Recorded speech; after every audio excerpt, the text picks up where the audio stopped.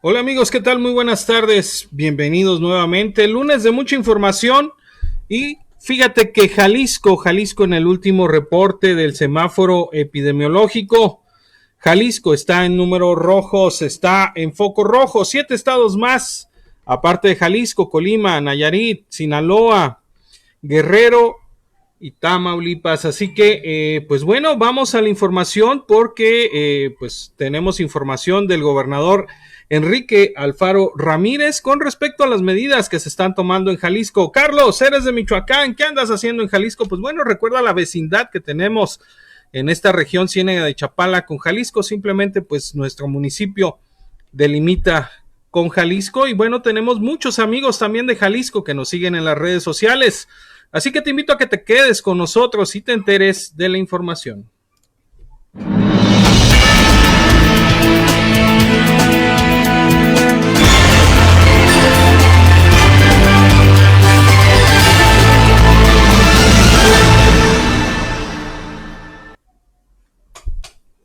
Bien, pues en el último corte del gobierno federal reportan ya a Jalisco en números rojos, en saldo rojo, en el semáforo rojo pues epidemiológico, donde alertan el máximo riesgo para el COVID-19. Esto es del 9 al 22 de agosto, está planteado este semáforo rojo.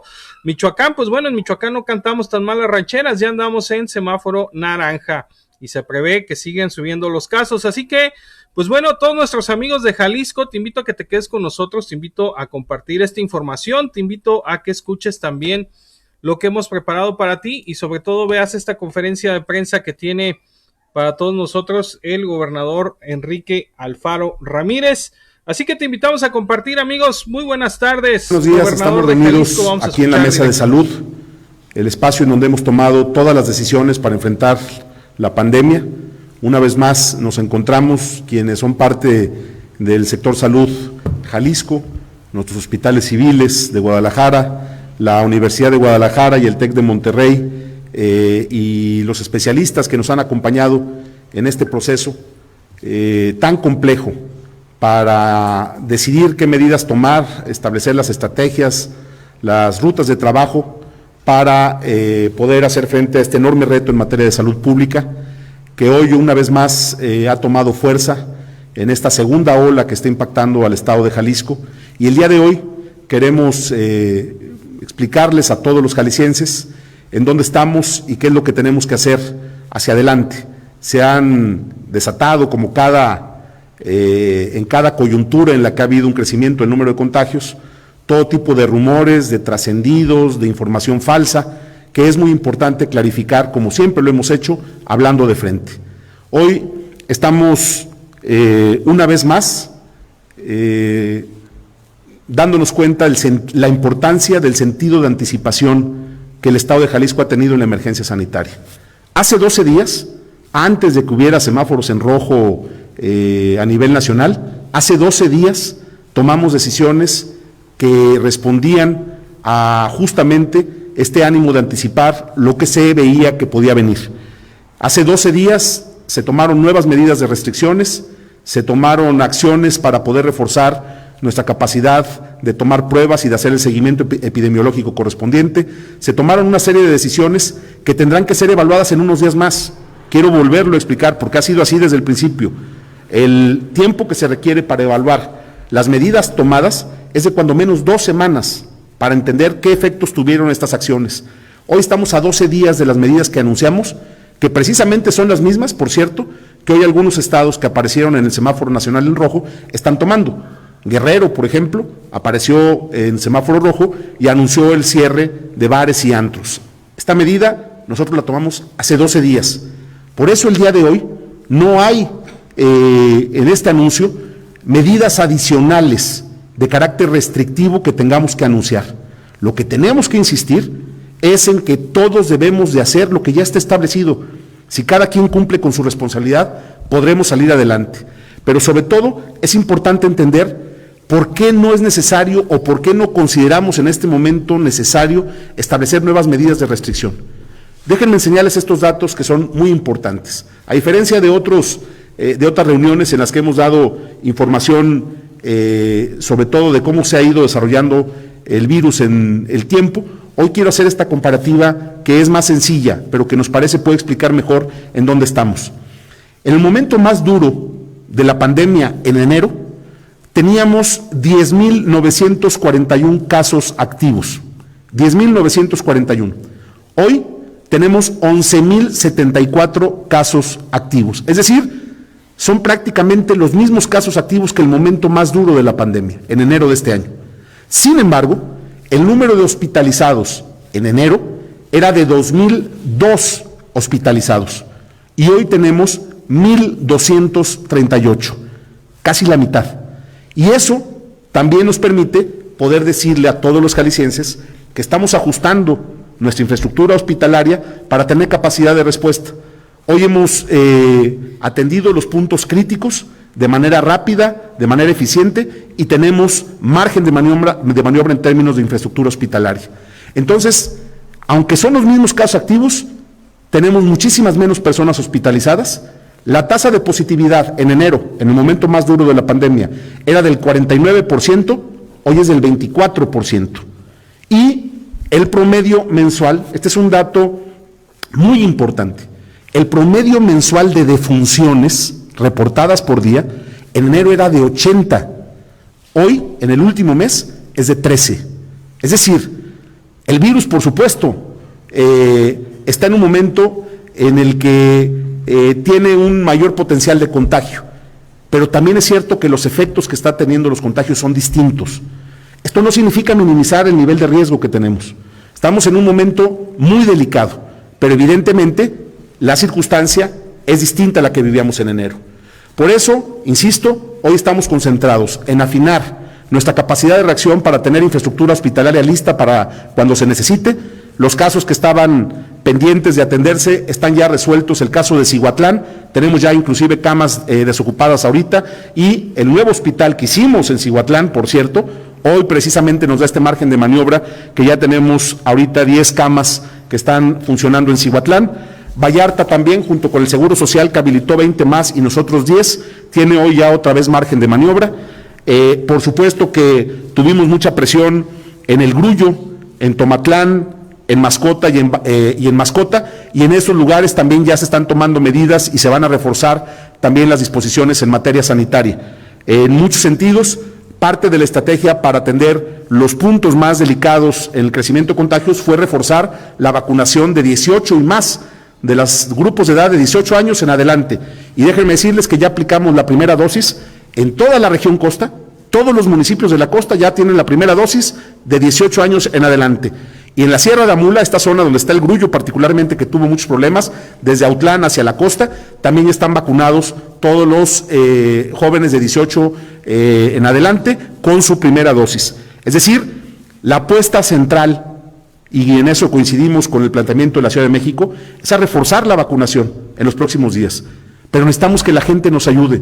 Seguimos teniendo niveles que no son los convenientes, que no son los que necesitamos de participación de la gente en los procesos de vacunación.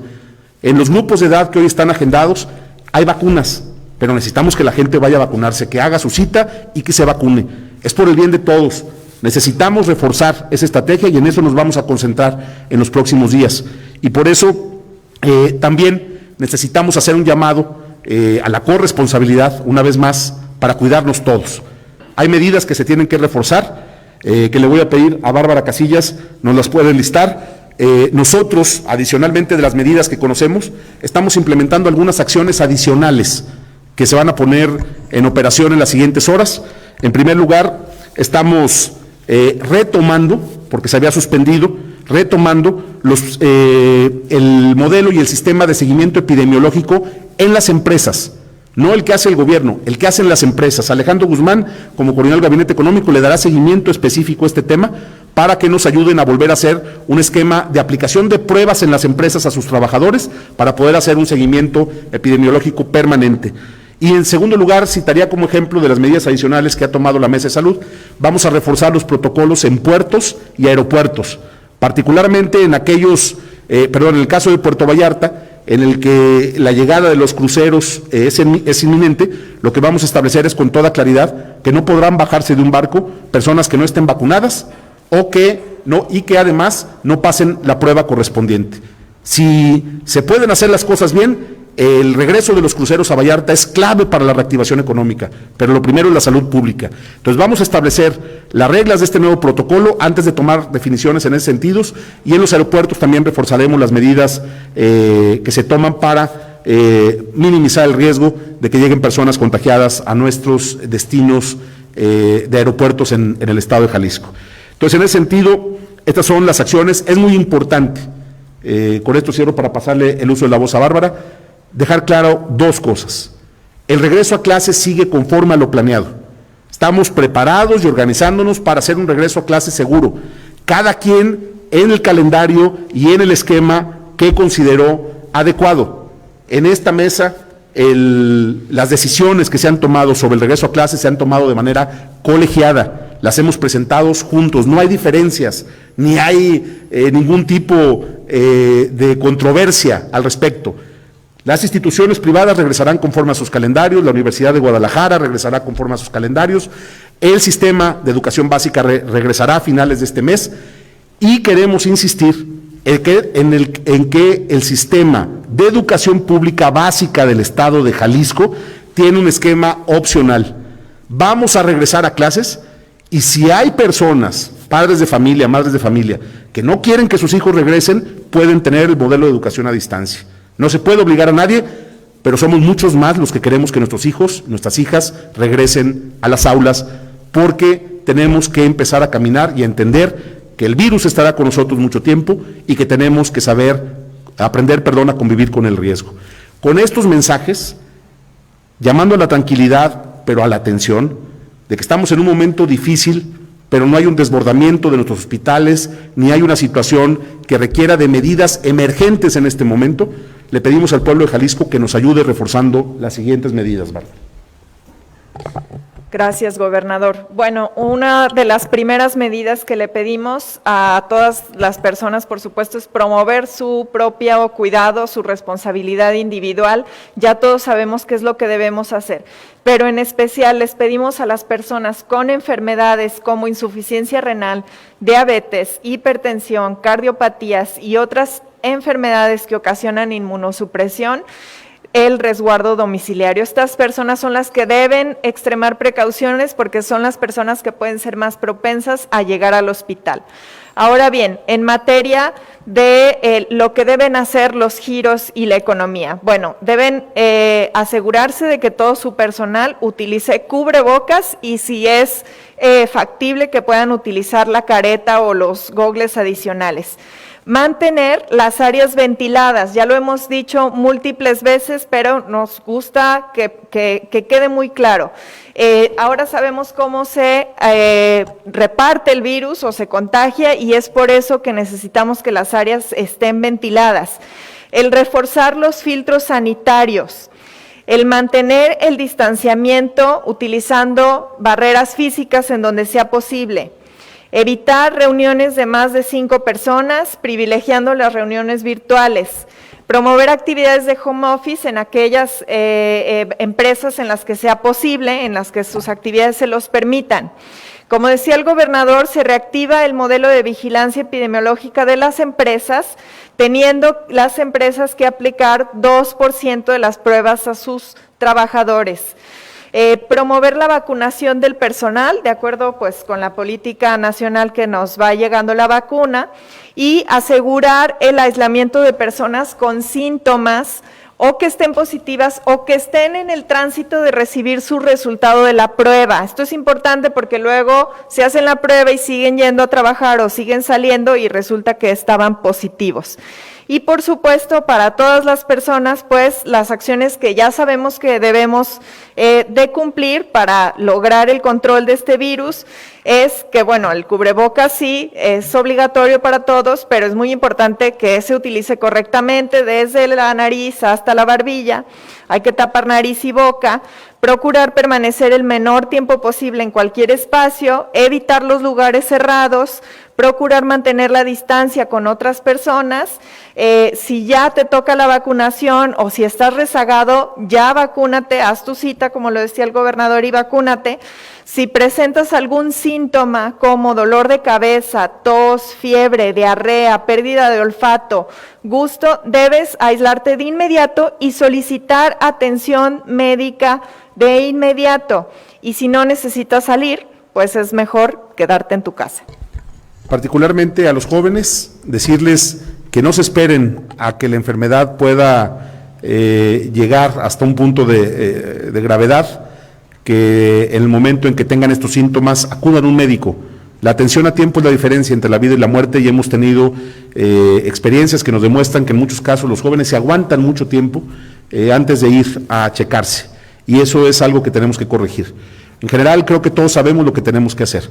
Es importante cortar de tajo la desinformación. En los últimos días hubo anduvo circulando hasta un audio que yo grabé hace un año en otra circunstancia, con la mala intención de generar zozobra y miedo.